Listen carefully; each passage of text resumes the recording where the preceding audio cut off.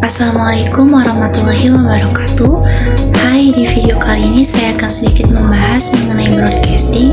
Sebelumnya, apakah kalian tahu apa itu broadcasting? Broadcasting atau penyiaran merupakan keseluruhan proses penyampaian siaran dimulai dari penyiapan materi produksi, proses produksi, penyiapan bahan siaran, kemudian pemancaran sampai kepada penerimaan siaran tersebut oleh pendengar atau pemirsa di suatu tempat. Penyiaran sendiri di Indonesia dimulai pada tahun 1911. Pada tahun 1911, Angkatan Laut Kerajaan Belanda pertama kali mengoperasikan fasilitas radio komunikasi di Sabang, pulau paling barat dari wilayah Hindia Belanda. Fasilitas radio ini digunakan sebagai alat komunikasi untuk mengatur lalu lintas kapal laut yang melintas di Selat Malaka, jalur perdagangan yang sangat sibuk pada waktu itu. Setelah Perang Dunia Pertama usai, tepatnya pada tahun 1925, di Jakarta berdiri Batavia Radio Society atau Radio BRV, sekelompok broadcaster yang mulai mengudarakan siaran tetap berupa pemutaran musik barat. Lahirnya BRV inilah yang mulai mengawali keberadaan radio siaran di Hindia Belanda.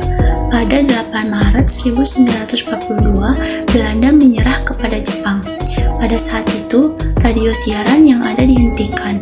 Kemudian, Jepang mendirikan lembaga penyiaran baru yang dinamakan Hoso Kanri Kyoko dengan cabang-cabangnya di Jakarta, Bandung, Purwokerto, Semarang, Yogyakarta, Surakarta, Surabaya, dan juga Malang. Kedelapan stasiun daerah inilah yang kemudian menjadi embrio pendirian Radio Republik Indonesia. Pada sebuah pertemuan di Jakarta pada 11 September 1945, Radio Republik Indonesia didirikan oleh pemerintahan Indonesia. Adapun media-media penyiaran yaitu radio, televisi, dan media online. Nah, di sini saya akan membahas dari ketiga media tersebut. Yang pertama, penyiaran radio adalah media komunikasi massa dengar yang menyalurkan gagasan dan informasi dalam bentuk suara secara umum dan terbuka, berupa program yang teratur dan berkesinambungan. Adapun kelebihan dari penyiaran radio yaitu dapat diakses dengan mudah dan dapat didengarkan secara offline tanpa koneksi internet. Sedangkan kekurangannya tidak ada gambar visual, hanya berbentuk suara dan rentan mengalami gangguan sinyal. Yang kedua yaitu penyiaran televisi.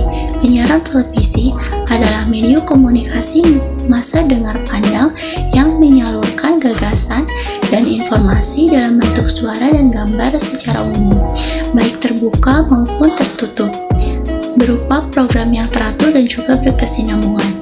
Kelebihan dari media penyiaran televisi yaitu dapat menyalurkan informasi dalam bentuk audio dan gambar sehingga tampilan lebih menarik.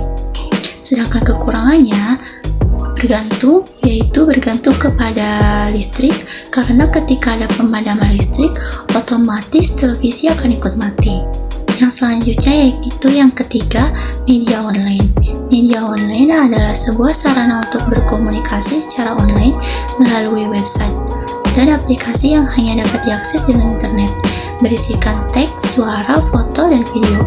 Kelebihan dari media online yaitu arus informasi sangat cepat, terdapat audio visual, terdapat informasi berbentuk teks dan praktis dan juga fleksibel. Adapun kekurangannya yaitu informasi yang dimuat tidak selalu akurat dan kurang komplit, sebab lebih mengutamakan aktualisasi, dan juga harus memiliki perangkat yang mendukung serta koneksi internet yang stabil. Sedangkan perbedaan dari ketiga media tersebut yaitu jika radio menyampaikan gagasan atau informasinya dalam bentuk audio saja, sedangkan televisi bisa dalam bentuk audio dan gambar. Kalau media online menyampaikan gagasan atau informasinya bisa dalam bentuk teks, audio, foto, dan video, serta harus menggunakan internet untuk mengaksesnya. Mungkin sekian pembahasan kali ini. Sampai jumpa di lain waktu. Thanks for watching. Wassalamualaikum warahmatullahi wabarakatuh.